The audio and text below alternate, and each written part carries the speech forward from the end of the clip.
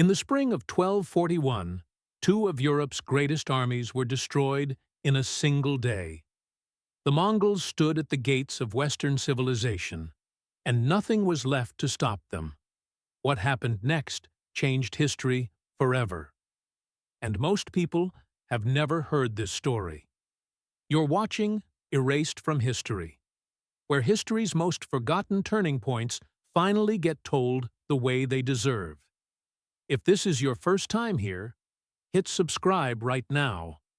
Because today, we're going inside one of the most terrifying near misses in human history. Stay with us, because this story gets darker before it gets unbelievable. To understand what nearly happened to Europe in 1241, you first have to understand what the Mongol Empire actually was. By the early 13th century, Genghis Khan had built something the world had never seen before, and has never quite seen since: the largest contiguous land empire in human history. It stretched from the Pacific coast of China all the way to the edges of Persia, from the frozen forests of Siberia down toward Southeast Asia. In terms of raw land controlled by a single military force, nothing in history matches it. But Genghis Khan didn't just conquer land. He built a system, a military machine that operated on speed, terror, and intelligence. He understood psychological warfare 300 years before European military thinkers were even writing about it. His armies didn't just defeat enemies, they made examples of them. Cities that surrendered were often spared. Cities that resisted were erased completely. The message spread faster than any army could march. When Genghis Khan died in 1227, many empires throughout history have begun to fracture at the moment their founder dies. The Mongol Empire did the opposite. It accelerated. His sons and grandsons took the machine he had built and pushed it further west, further south, further in every direction. And by the late 1230s, the Western campaign was already well underway. The great Rus principalities, Ryazan, Vladimir, Kiev, the cities that formed the heart of what would one day become Russia and Ukraine, had already been burned to the ground. Entire populations killed or enslaved. Libraries destroyed. Cathedrals turned to ash. Reports reached Western Europe, fragmented, confused, terrifying. Most rulers dismissed them as exaggeration. Some churchmen called it God's punishment on the distant and uncivilized East. Almost no one in Paris or Vienna or Rome believed it had anything to do with them. They were wrong. The storm had a name. It was called Batu Khan, and it was already moving. Batu Khan was a grandson of Genghis. He commanded the Western armies, the force that would come to be known as the Golden Horde. But the true military mind behind the Western campaign was not Batu.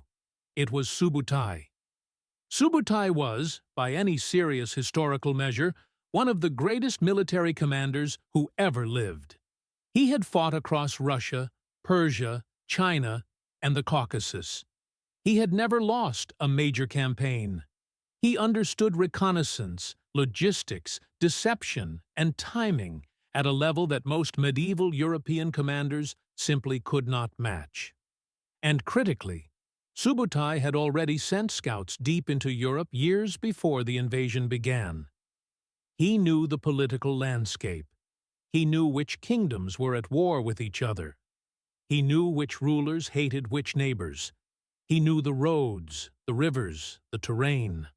The Mongols never went in blind. That was the difference.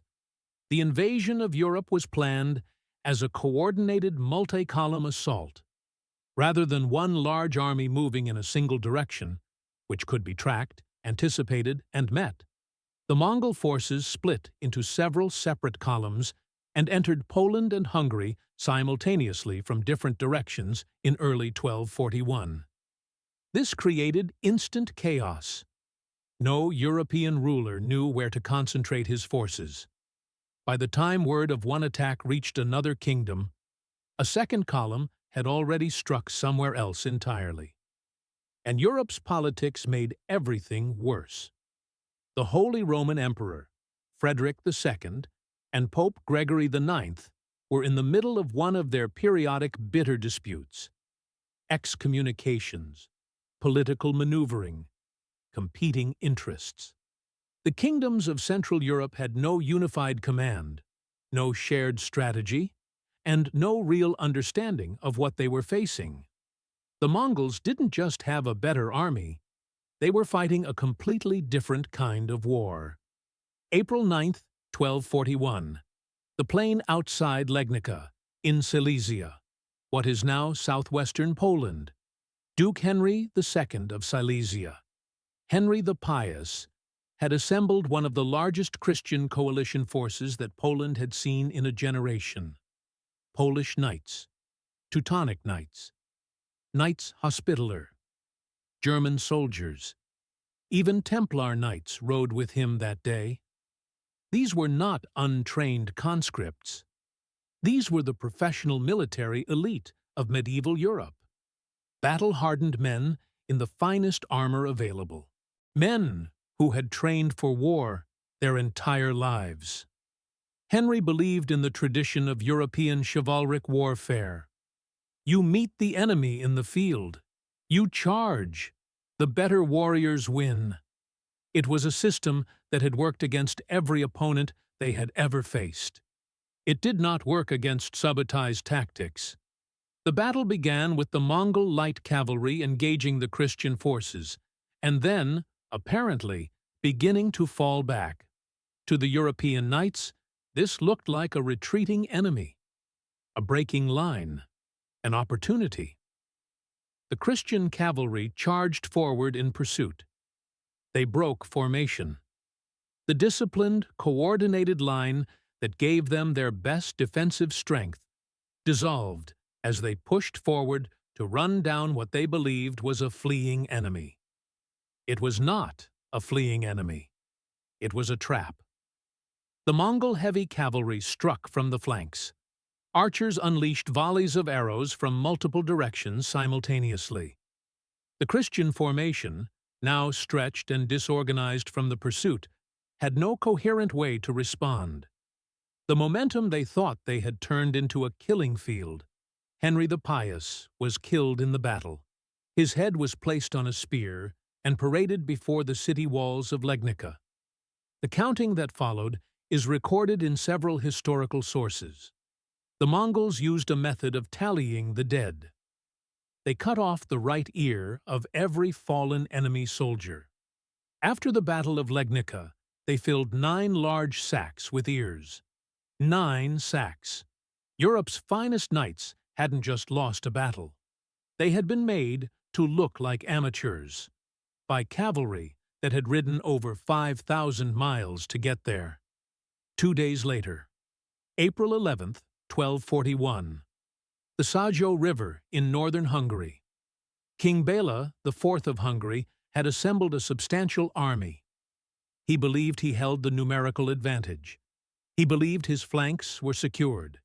He believed he had chosen defensible ground near the river. He had done what a capable medieval commander was supposed to do. Subutai had studied every one of those beliefs and built his entire plan around them. The Mongols launched a night attack on the bridge over the Sajo, a move the Hungarians did not anticipate at that hour. By the time the Hungarian forces were fully mobilized and organized, the situation had already shifted. The Hungarians fell back and formed a large fortified camp, a defensive wagon circle packed tightly with soldiers. It looked like a solid defensive position. It was actually a trap for the defenders. The Mongols used catapults, siege weapons they had learned from Chinese engineers during their campaigns in the east, and fired burning projectiles, stones, and reportedly incendiary materials into the densely packed Hungarian camp. Soldiers who had been awake all night, confused and exhausted, now had fire coming from above. Then the Mongols did something that seems almost counterintuitive, but was in fact a masterpiece of tactical psychology. They deliberately left a gap in their encirclement, an apparent opening, a way out. The Hungarians saw it and ran. And as they ran, strung out across open ground, no longer protected by formation or fortification, separated from each other, the Mongol cavalry hunted them down at leisure.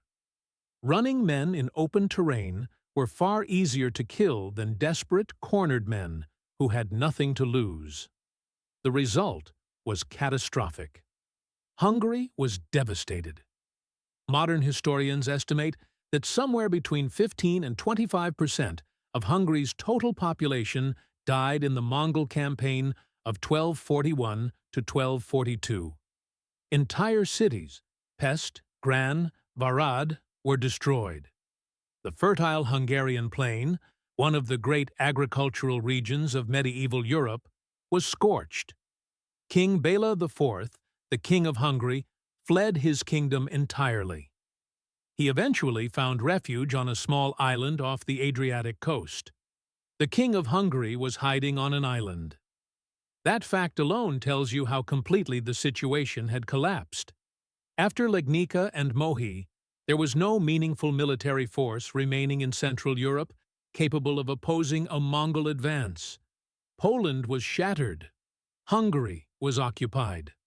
The Mongol columns had effectively destroyed every professional army between them and the Atlantic coast. And then winter came. But the winter of 1241 to 1242 did not slow the Mongols down. The Danube River froze, and the Mongols used it as a road. Mongol forces crossed into Austria. They raided into what is now northern Italy. Reconnaissance units probed the edges of the Holy Roman Empire. They reached the Adriatic coast, reportedly pursuing King Bela IV even there. They were not consolidating. They were still pushing. In Western Europe, rulers received the news with something close to disbelief. Pope Gregory IX called for a crusade against the Mongols. The Holy Roman Emperor Frederick II issued urgent appeals for a united Christian defense. Letters flew between royal courts. Emergency councils were convened. None of it produced a military force fast enough or large enough to make a difference in the time available. The kingdoms of France, England, and the Italian city-states were, at that moment, not weeks away from the Mongol advance. They were days of hard riding away. This is the moment that serious historians look at and go very quiet. Because on every measurable military, logistical, and political metric, Western Europe should not have survived what was coming. The Mongols had superior commanders, more experienced soldiers, better coordinated strategy, total momentum, and an enemy that was politically fractured and strategically blind. The only question was, why did they stop? This is the question that has occupied historians for centuries. And the honest answer is, it was probably not one single reason. History rarely works that cleanly. But there are several serious, well-researched theories, and each one carries genuine weight. The first and most widely accepted reason is political. In December 1241, Ögedei Khan died. Ögedei was the son of Genghis Khan and the reigning Great Khan, the supreme ruler of the entire Mongol Empire. Under Mongol tradition and law, when the Great Khan died, all senior princes of the royal bloodline were required to return to the Mongolian homeland for the Kurultai, the great assembly that would choose the next Great Khan. Batu Khan, as one of the most senior princes of the Mongol royal family, could not simply ignore this. The politics of succession within the Mongol Empire were as dangerous as any battlefield. Missing a Kurultai could mean losing political standing, losing allies, or worse. He had to go back. This explanation carries the most direct historical support and has been the standard answer given for centuries. The second theory concerns logistics and strategic limits. Some historians argue the Mongols had already reached the edge of what was practically sustainable. Their supply lines stretched back thousands of miles, and critically, the Mongol military was built around horses, enormous numbers of horses. Each Mongol warrior typically rode with multiple horses to maintain speed and endurance across campaigns. Those horses required vast open grassland to graze and recover. The steppes of Central Asia provided that. The dense forests, river networks, and patchwork terrain of Western Europe did not. The Mongol army could raid into that terrain. Whether it could hold, occupy, and govern it the way it had governed the Russian steppe or the Chinese plains, that was a genuinely different and more difficult question. The third theory is more recent, and it comes from climate science. Researchers including Nicola di Cosmo and his collaborators published work using tree ring data and climate reconstruction to examine conditions in Central Europe during 1241 and 1242. What they found was striking. That period was marked by unusually heavy rainfall and abnormally warm temperatures for winter. The Hungarian plain, which the Mongols had specifically identified as ideal pasture land for their horses, and which was a central part of their plan to establish a permanent western base, had turned to mud. Waterlogged, unusable ground. Without sufficient pasture, the horses suffered. Without healthy horses, the entire Mongol military system broke down. This theory has gained serious credibility in recent academic discussion, and adds a dimension to the story that pure political or military analysis misses. The fourth theory gives Europe more credit than it usually receives. A minority of historians argue that Western European fortifications, particularly the stone castles that had become widespread by the 13th century, presented a genuinely costly obstacle that the Mongols had not fully accounted for. Unlike the wooden fortifications of Russia or the open battlefield conditions of Hungary, a stone castle required a proper siege that could take months, consumed massive resources, and exposed the besieging army to counterattack. The Mongols were not incapable of siege warfare. They had proven that in China. But it was expensive, slow, and not part of the rapid conquest model they had used to such devastating effect elsewhere. The truthful answer is almost certainly a combination of all four. A political emergency pulled the leadership east. Logistical realities were becoming increasingly difficult. The terrain and climate were actively working against the army, and the next phase of conquest was going to be slower and harder than anything before it.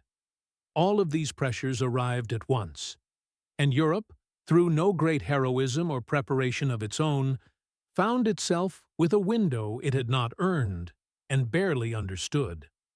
To understand what Europe escaped, it helps to look at what happened to the civilizations the Mongols did fully conquer. The Abbasid Caliphate, Baghdad. In 1258, 17 years after the European campaign, the Mongols destroyed Baghdad. At that time, Baghdad was arguably the intellectual and cultural capital of the entire medieval world. Its libraries contained centuries of accumulated knowledge in mathematics, astronomy, medicine, and philosophy. Its population numbered in the hundreds of thousands. It was one of the greatest cities on earth.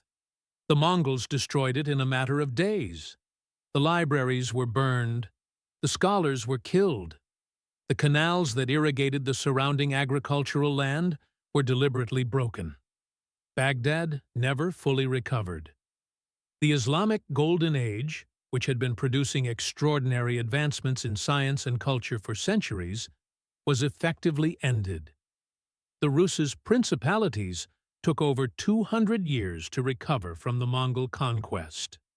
Russian historians and scholars have written about that period, the era of the Mongol yoke, as one of the defining traumas in Russian national history.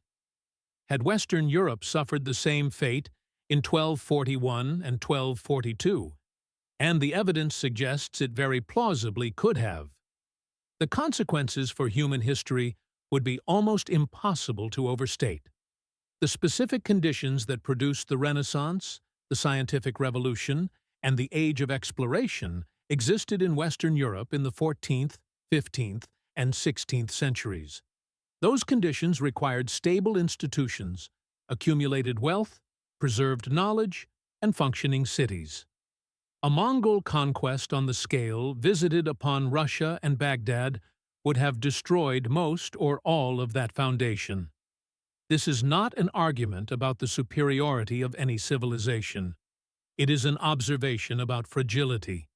Great civilizations are more fragile than they appear from the inside, and Europe survived not because of brilliant leadership, not because its armies were superior, not because God intervened, as some contemporaries wrote. Europe survived because a man named Ögedei Khan drank himself to death in a palace in Mongolia in December 1241, and his death triggered a political obligation that pulled the greatest military force the medieval world had ever seen away from the gates of Vienna. That is how close it was. The Mongols did not disappear from European history after 1242. Batu Khan established the Golden Horde on the Great Steppe north of the Black Sea, a vast and powerful empire in its own right. For the next 2 centuries, the Golden Horde raided, threatened, and extracted tribute from the kingdoms of Eastern Europe and Russia. Its influence shaped the political development of Russia in ways that historians still debate today. But the Great Western Conquest, the campaign that was meant to push all the way to the Atlantic, was never repeated. Never attempted again, at the same scale or with the same intent, to permanently absorb Western Europe into the empire. The window had opened. The window had closed, and the people inside never quite understood how narrow it had been. There are no monuments in Vienna or Paris commemorating the Battle of Legnica. No annual remembrance for the men who died at Mohi. Most people today could not tell you what happened in Silesia on April 9, 1241. The event has faded from popular memory in a way that seems almost impossible given its potential consequences. But history keeps returning to this moment, with a lesson that every generation seems to need to learn again. Great civilizations do not usually fall to the threats they take seriously. They fall to the threats they dismiss. The ones they assume are someone else's problem. The ones they believe are too far away to matter. The Russia's princes believed that. The Polish dukes believed that. And in the spring of 1241, they were proven horrifically, catastrophically wrong.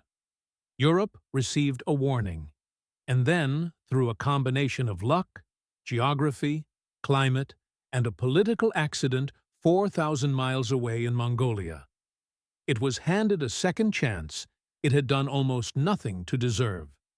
The rest of the world was not always so fortunate. One man died in a palace thousands of miles away, and Western Europe lived. History doesn't usually work like that.